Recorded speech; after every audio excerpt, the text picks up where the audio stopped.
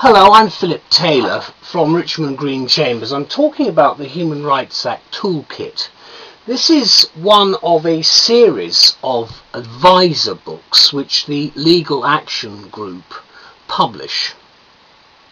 Now, many people will know about the Legal Action Group from its various areas of expertise covering criminal law and areas of civil law, mainly to do with housing, possession actions and so forth.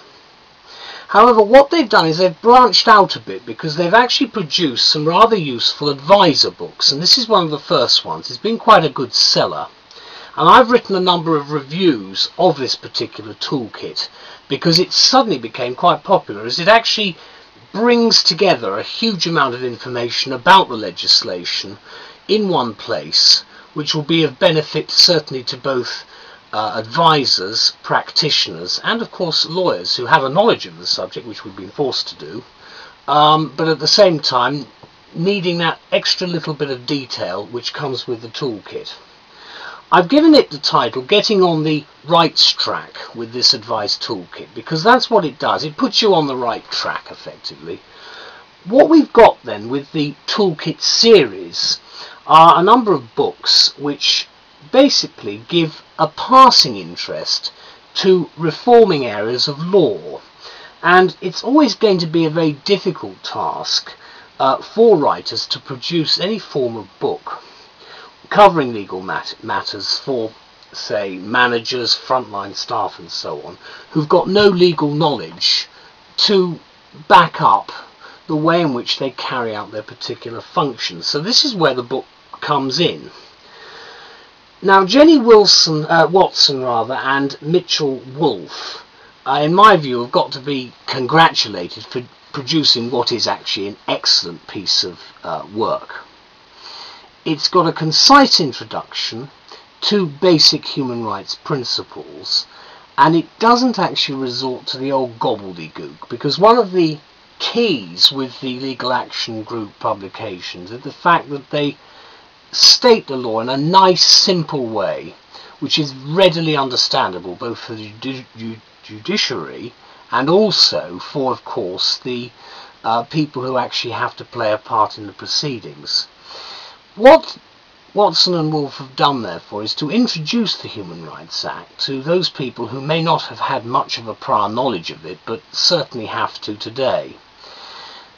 Let's have a look at the contents very quickly. Helena Kennedy has written the foreword, and she describes the law in this particular way. She says it's too important to be left to lawyers. Well, she would say that, but the point is that clearly it's such an important area. It's the area that Jack Straw, who introduced it, very proud of it. Obviously it's one of the lasting legacies for the government that was elected in 1997.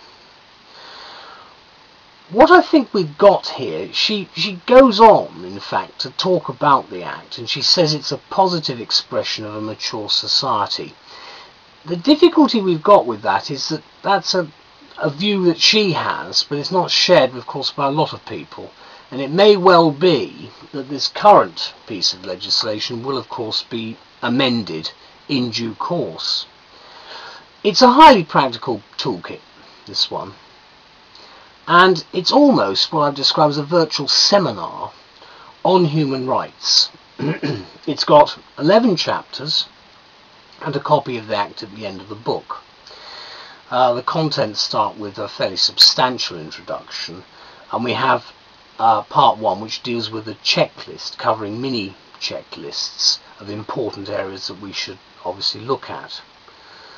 Now, the greatest asset clearly of the toolkit is, as the name implies, it's a piece of kit which gives the reader the tools of individual rights and obligations which go to make up this piece of legislation. I've certainly always found, I know my colleagues have, the continuing debate that we have over obligations of public bodies under the Act to be frankly confusing. So it's good to know that Watson and Woolf here have actually dispelled some of the prejudices, misunderstandings and myths surrounding public bodies. And I think it's very important that we at least have some idea of how the whole thing works. As I said, many practitioners and students alike have had a guarded response to the legislation, although there's been a fairly substantial introduction of it across the legal board and elsewhere. But I would say that the Toolkit is an excellent all-round statement of current principles written in what I would describe as a no-nonsense style, which will prepare you for its impact on what you do. Now, I've reviewed quite a lot of books on human rights from various different publishers, but I think this one is probably the easiest and the best guide. It's good for students, although it's primarily an advisor's book. It's a very good book for students, because obviously many have, in my view anyway, some confusion on the ideals of human rights. And as I indicated before, it will be an item which is going to be on the next general election manifesto agenda, and it's clearly an area which will be the subject of some sort of amendment, depending on whoever takes control of the country from 2010. What I would say is that this toolkit is a great addition to the working library of the professional and of course of the advisor layman.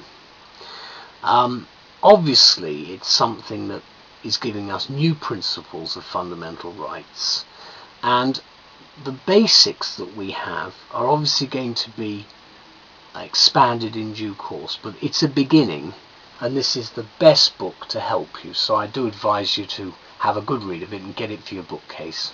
Thank you very much. Bye bye.